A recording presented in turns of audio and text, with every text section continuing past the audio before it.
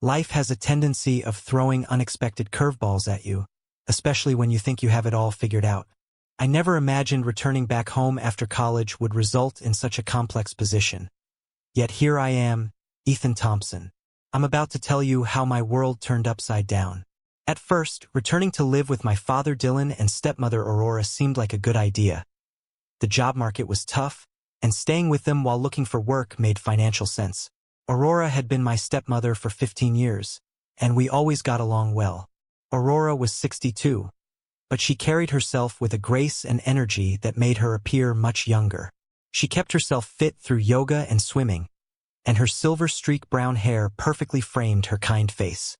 She had always been more of a friend than a stepmother. The first few weeks back home were comfortable and routine. Dad worked long hours at his construction company, while Aurora managed her small online business. From home, I spent my days sending out resumes and preparing for interviews.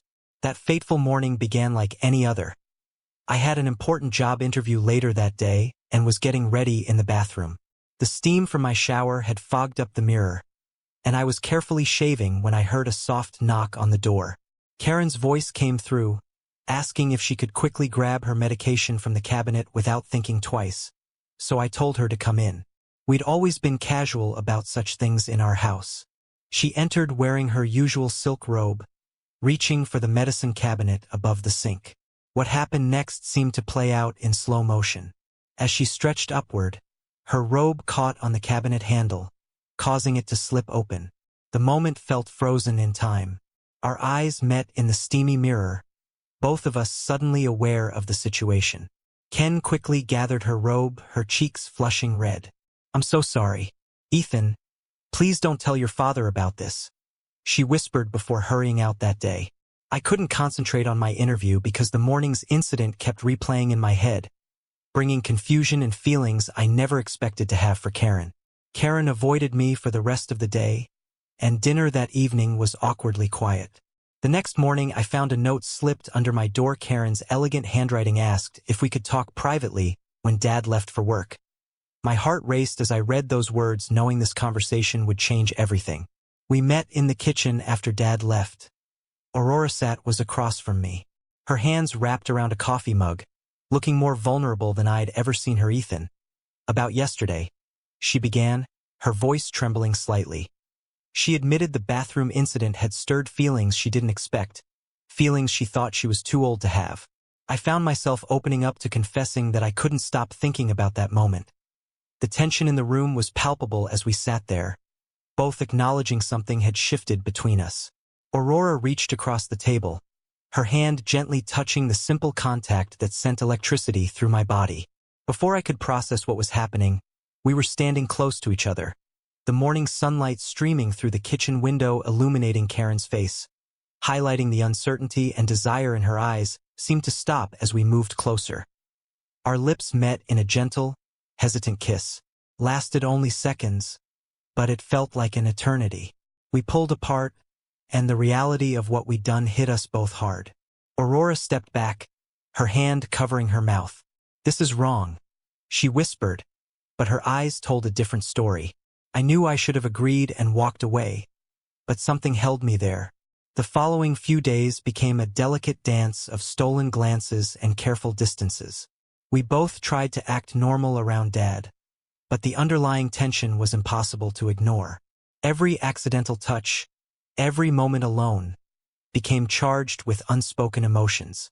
I started making excuses to stay home more, pretending to work on job applications while really hoping for moments alone with Aurora. She seemed to do the same, finding reasons to be in whatever room I was in. The guilt was she looked troubled, her usual composure cracking. "We need to talk about this," she said, closing the door behind her. She sat beside me on the small sofa, close enough that I could smell her familiar lavender perfume, the same scent that had comforted me through high school breakups. Now it stirred something entirely different in me.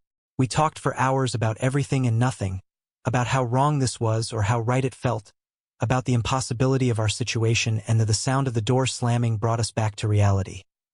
Dad had arrived home early and we leaped apart, straightening our clothes and hair, trying to look normal as we heard his key in the front door that evening. Sitting across from Dad at dinner, the weight of our secret felt crushing. He talked about his day, completely unaware of how his son and wife had spent the afternoon. Aurora barely touched her food after dinner. Aurora left a note in my room. "Meet me in the garden at midnight." I knew I should ignore it and end this before it goes too far, but I couldn't resist. "I can't stop thinking about you, Ethan. I know it's terrible, but I've never felt this way before." Sitting next to her, our thighs touching, the night air was chilly, but I felt overheated. I said, "I feel it." The admission hung between us like a tangible thing. We kissed again, more passionately this time, her hands exploring my chest as mine traced the curve of her waist. The forbidden nature of our connection only made it more intense. The barking of a dog in the distance startled us apart. Reality kicked in. We were in the open, where anyone could see us, and the risk we were taking suddenly seemed insane. Aurora stood up. She straightened her clothes and remarked, "We can't do this here." But her eyes held a promise of more. We agreed to be more careful, to find safer moments to be together. The next few days were torture. Watching Aurora with my dad pretending everything was normal while underneath our shared secret burned hot. Every family dinner became an exercise in self-control. I started having trouble sleeping, lying awake, thinking about Aurora in the next room. The walls seemed too thin, the house too small for the magnitude of what was happening between us. One morning I found Aurora alone in the kitchen again. The memory of our first kiss there hung heavy in the air. Without a word, she moved into my arms, fitting perfectly against me. We knew we were playing with fire. Each touch, each stolen moment, brought us closer to being discovered, but the attraction between us had become impossible to resist. Aurora tried to maintain boundaries to keep some semblance of propriety, but every time we were alone, those boundaries crumbled like sand castles in the tide. The tension built day by day. Simple moments became charged with meaning. Passing each other in the hallway, catching each other's eyes across the dinner table, and brief touches while doing dishes. Dad noticed something was different but attributed it to job search stress. If only he knew the real reason for the change in his son and wife's behavior. As the days passed, our connection grew stronger. What started as physical attraction developed into something deeper, more complicated. We found ourselves sharing thoughts and feelings we'd never expressed to anyone else. The guilt remained, but it was overshadowed by the intensity of our feelings. Each day brought us closer to a point of no return, a decision that would change everything. In the morning, change started like any other. Dad had left early for work, and I found Aurora in the kitchen making coffee. She wore the same silk robe from that first morning in the bathroom, but this time there was nothing accidental. Our eyes met across the kitchen, and without saying anything, we went toward each other, coffee forgotten. Aurora brushed against me, her hands sliding beneath my t-shirt. This kiss was different, desperate, hungry, and full of weeks of pent-up desire. I lifted her onto the kitchen counter and stood between her legs as we kissed. Her robe fell open, and this time there was no awkward apology, no rush to cover up. Her skin was soft under my hands, her breathing heavy against my neck. What happened was unavoidable.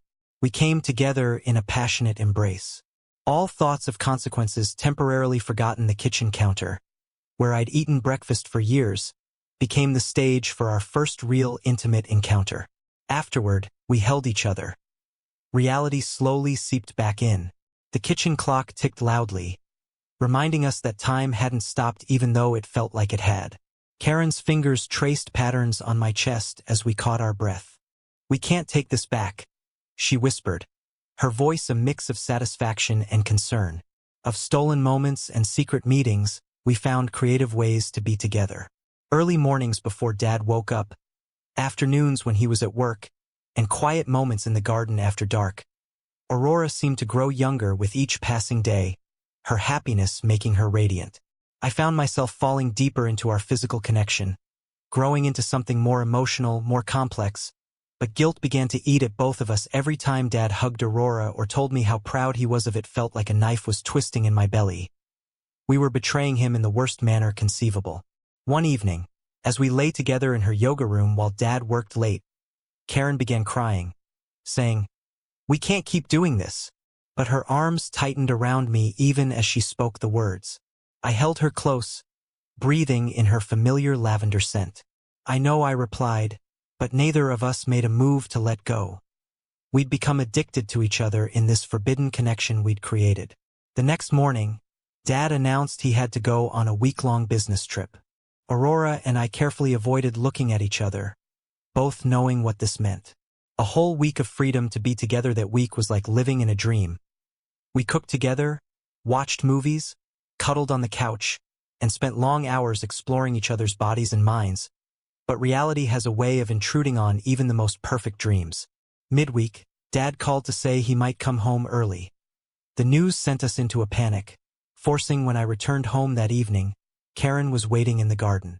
She looked beautiful in the fading light, but there was sadness in her eyes that hadn't been there before.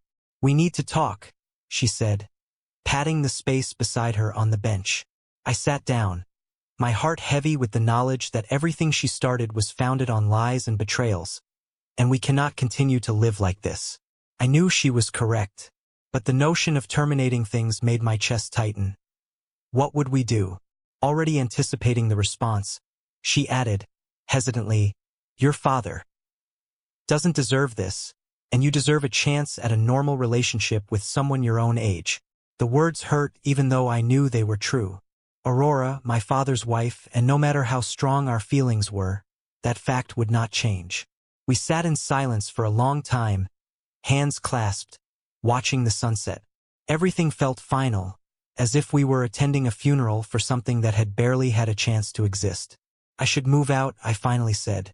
It was the only solution that made sense. Staying in the house and seeing Aurora every day while trying to suppress our feelings would be impossible. Karen nodded, tears sliding down her cheeks. "I think that's best. But Ethan," she turned to face me, her eyes intense, "I need you to know that what happened between us was real. It wasn't just physical attraction or a midlife crisis." I pulled her close one last time, memorizing the feel of her in my arms. "I know," I whispered into her gentle and bittersweet embrace.